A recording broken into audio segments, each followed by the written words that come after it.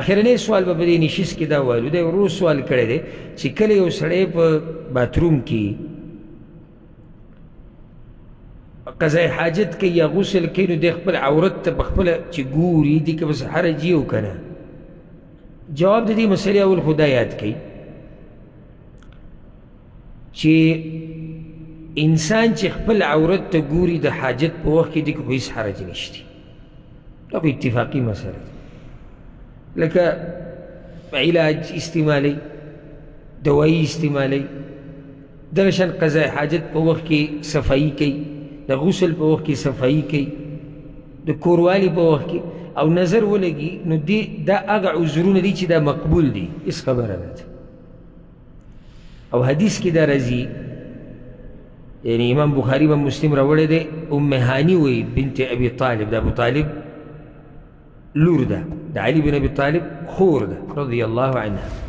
هغه وایي کوم کال چې مکه فتح شوه زه په رسول صلی الله علیه وسلم پسې ورغلم فوجدته یغتسل، هغه غسل کو. وفاطمه ابنته تستره، او فاطمه د هغه لور چې وه هغې ورته څادر نیولی و. دا څادر ورته ولې نیولی و؟ کپړې لرې کړې وي، نو معنی ده چې غسل ټیم کې خپله جامه لرې کولی شي.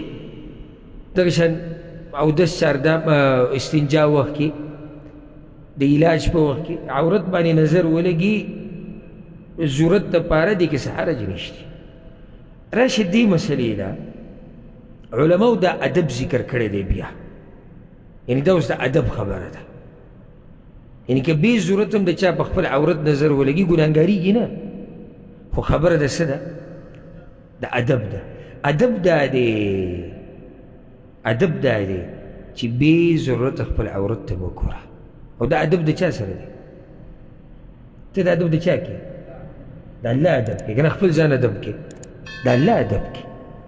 شریعت ګوره موږ ته وایي چې یعنی نظر اوچت ساتئ، کارونه درانه کوئ او د سپکو کارونه ځان لرې ساتئ. په سپکو کې یو دا دی چې سړی خپل عورت ته بې ضرورته ګوري، او په دې به زه یو دلیل وښیم، بلکې دوه به راته پرې وښیم. حدیث د بهز ابن حکیم چې هغه د خپل نیکه باره کې وایي، هغه وایي چې ما رسول صلی الله علیه وسلم ته ووایي یا رسول الله موږ په دې خپلو عورتونو کې یعنی چاته یې خوی شو چاته یې نشو خوی، څومره ښکاره کولی شي څومره نه سوال دی. امام ابو داود دا حدیث راوړی، رسول الله صلی الله علیه وسلم ورته ووایي د خپل عورت خیال ساته سوای د خپلې بیبي نه، یعنی چاته یې نشو خوی الا دا چې ښځه ویني دا عذر دی، د دې اجازت شته. او یا وینځه وی ما ورته چې یا رسول الله چې خلک یو بل سره یعنی ښځه نشتې وینځه نه ده، عام خلک دي یو بل په مخ کې لګیا دي یعنی غسل کوي. رسول صلی الله علیه وسلم ورته وی چې څوک یې وي نني خپل عورت په چاته نه ښکاره کړي، دا پټ ساتي.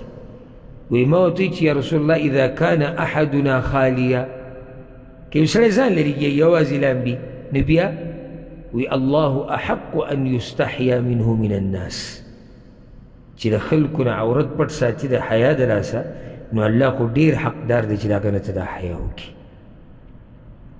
نو الله ډېر حقدار دی چې ته دا حیا وکړي، بې ضرورته که ته دا د حیا خلاف دی. امام ابن ابي شیبه ابو موسی اشعري رضی الله عنه باره کې دوه اثر راوړي دي او دې ته غوږ کېږدئ. هغه دا وایي، وایي زه په خپل کور کې غسل کوم، ابو موسی اشعري وایي رضی الله عنه، وایي زه په کور کې غسل کوم او رڼا نه وي. په هغه وخت کې رڼاګانې وي نو هغه ډېرې به وي او به غریبي وه، چا سره به و چا سره به نه وي. وایي زه کور کې غسل کوم او تیاره، نو چې کله په ناسته باندې زه غسل وکړم،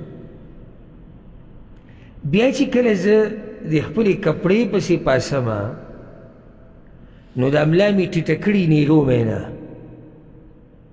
ولې حیاء من ربي، د الله نه راله حیا راشي چې الله خو ما ته ګوري که.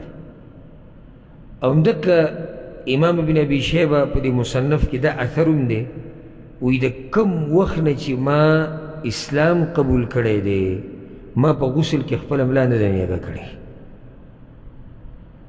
ملا زه ټیټه ساتم، حیا راله راځي د الله نه. نو خبره د حیا ده، صحیح ده چې حرج پکې نشته، خو دومره دا چې مؤمن کې حیا یي، د خپل رب نه حیا کوي، بې ضرورته خپل عورت ته کته، دا ښه طریقه نه ده.